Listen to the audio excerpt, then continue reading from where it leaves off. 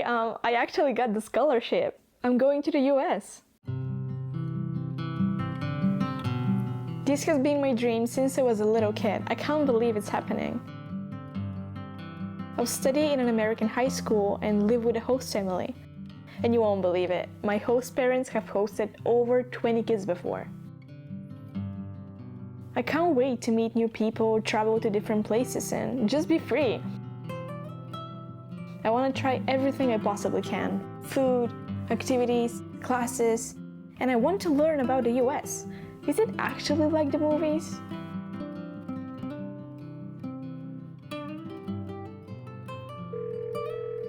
Hey, it's been a few months. I miss home, but I also feel at home. I've built so many meaningful connections. It's like I finally felt freedom here. I just don't want to leave. A piece of my heart will forever be here. I came back from the US 4 months ago, but it's been 4 months of evaluation because a year abroad really changes you, but you don't even realize it right away. I won a scholarship through the program YES, Youth Exchange and Study, to live and study in the US for a year as a way to exchange my Bulgarian culture and learn about the American one. But the program basically covers all expenses, so I'll talk more about that in the end of the video if you want to apply and spend a year in the US. But I wanted to make this video mostly for future exchange students because I want to share the biggest lessons that I learned and mistakes that I made, so you don't have to repeat them and you have practical ways to make the best out of your exchange. Let's begin with making friends because I feel like that's something I messed up a lot. And I talked with over 100 exchange students from over 40 countries, like a lot of people, and they all had the same problem. So I thought that it's necessary to address it since nobody else talks about it. But I guess that the problem itself was that we couldn't adapt to the way Americans acted in certain situations. And what I mean is that when it comes to making friends, the high school students in the US are the best when they meet you at first. They act like they're your best friend, but then they completely ghost you. They won't even say hi to you when they see you in the hallway. And in certain situations, they'll be super nice and friendly, and in other situations, they'll act like they don't know you. And that's super confusing and discouraging when it comes to making friends, because they already have established friend groups, so you feel like you're interfering. But what we fail to see until very late in the exchange year is that everyone does it. It's like a part of their culture, for whatever reason. But in our cultures, this will be considered rude. So we back off instead of being persistent in trying to get to know them. I made some really close friends towards the end of my exchange, and I was devastated when I had to leave because I felt like I had wasted so much time being fearful and not approaching others. And at the end of the day, you are the foreigner and you have to adapt to the way they do things. Otherwise, they'll never accept you. And that applies to every country you travel to, not just the US, because every country does things differently. And this doesn't mean to change your whole personality. It just means that you have to be aware of how they approach certain things. So what changed between me not being able to make American friends and me having close friends is that I stopped being emotionally affected by how they acted in certain situations. And I stopped waiting on them to do the first step, so I was proactive in asking them to hang out. And the thing is that once you push through those initial boundaries, you get to know them truly, and they're sweethearts, they're amazing. So my point is that wherever you go, people will act differently than what you're used to at home. And if you hold on to your beliefs from home, you'll never be able to fit in. But in general, exchange makes you grow so much, and it's probably one of the best things that you can possibly do for yourself. Let's move to the most important part of your exchange, your host family. And I say that it's the most important part because I think that we get carried away with where we want to be hosted, like we want New York or California, and we forget the point of the exchange. I secretly hoped to be hosted in Texas because I love Texan culture and I love hot weather, but I was hosted in Wisconsin. And now that I look back on it, I wouldn't change a thing because I was hosted by the most incredible host family ever. Your placement really doesn't matter as much as the people around you because you get to experience a completely different set of values, and that's super important. I truly wish that more exchange students could realize that, and let me explain why. So, in general, we are a reflection of our parents. We grow up in a certain family, and then, as we go on our exchange, we get to live in another family that does everything differently. That way, we grow up in two different families, and we can pick and choose some of their values or systems and implement them into us so that we become a better version of ourselves.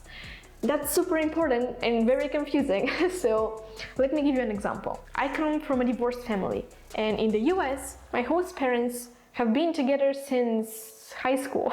So as you can see, those two families are completely different, and I'm not saying that one is better than the other, just that they function differently. And that way, when I see them on a daily basis, I can learn from how they do things and implement them into me so that I become a better version of myself. Your host parents are super important and super special for hosting you just because they open their hearts and homes to you. It's just super cool to have another family across the ocean. And just 2 weeks ago, my host parents came to Europe and hosted an international host family reunion. And I got to see some of their previous host kids from years ago. So you probably wonder why they hosted so many kids. I got them answered that. Well, we've learned a lot of things, a lot of different countries. The biggest thing that we've learned is that people, the common people all over the world, are the same. They all want the same things, and we love having them.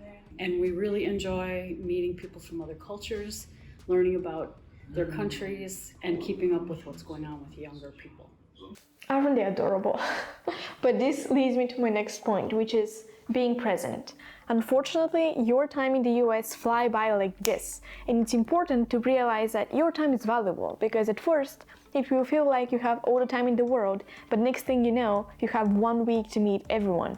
And the thing is that in the US, you will be changing all the time, and you'll have highs and lows because you're out of your comfort zone. So it's normal to have lows and periods of homesickness or adaptation. For example, my lowest point was the adaptation period, the first 3 days. They were horrible for me and I wanted to go back, but I just pushed through it, and I knew that I shouldn't close myself in a shell and not explore that new culture that I was a part of. But I want to give you a little advice on being present.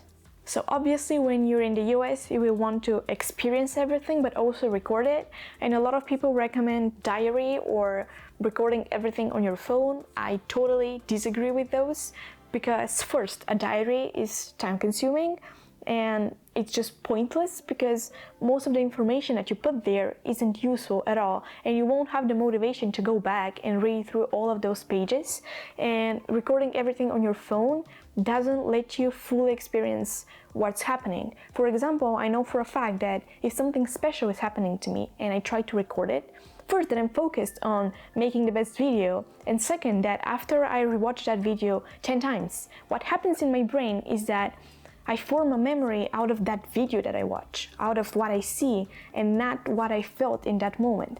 And that way, the experience becomes very fake. It's like I'm not really there, it's like I'm watching someone else's video. So what I did, I actually did two things. First, recording strong emotions, and second, having a highlight of the day journal. When it comes to strong emotions, a lot of things in the US you will experience for the first time. And when something important happens, let yourself fully experience it, and then open your notes on your phone or write it, whatever you like, and write every single detail you can remember just the way it happened, like every single detail. And then, since it's a very strong emotion, you will need to experience it again and to go back.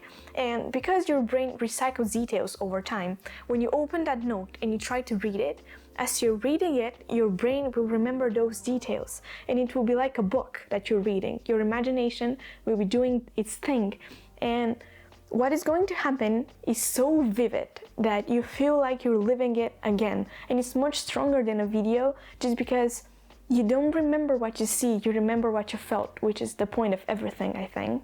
And the second thing, which is highlight of the day, at the end of each day, just write one line, which is the highlight of what happened today. And it helps for two things. First, since it's so short, you will be willing to go back to it and read it and remember ordinary or extraordinary moments. And second, when you have those highlights of the day, you can see what was important for you at any certain point. For example, when I compare what was important to me at the beginning of the year and now, I see a big difference and I see how I've grown. I do it even now, even though I'm back from the US, just because it's your life, it's important, and even though some days you won't be doing much, some days you might just need to relax, but still it is your life and it needs to be cherished. Okay, enough lessons, let's talk about how you can apply and spend a year in the US as well. So my program is called Yes Youth Exchange and Study and applies to those countries, and I'm sure there are other programs out there, I just don't know anything about them. So my program is sponsored by the Department of State, and every year they send a particular amount of people to the US as a way to exchange their culture and learn about the American one. From Bulgaria they send from 10 to 20, and it's competitive, but it's totally worth it. And the best thing about that program is that everyone has equal chance, because the people that decide whether you go to the US or not live in the US. They've never met you, and also they're not even searching for the smartest kids out there. They just want you to be open-minded and curious and willing to be an ambassador of your country. You just have to be yourself, and obviously there is some criteria that you have to pass. I'll put it right here, but it's very simple. What actually matters is that you have to be either 9th grade or 10th grade in Bulgaria, which is a country I talk about, because if you apply in 9th grade, you go into the US in 10th grade. If you apply in 10th grade, you go in 11th grade, and the process is long. It takes a whole year, and first you start online. So there are 3 essays that you have to write, and after you write those, there is an English test that you have to pass, but it's all online, and then you have your results in a few months, maybe a month, I don't know. And if you get selected for the semifinals, then everything is in person. There are a lot of documents that you have to fill in, but then you have also a few essays and an English test.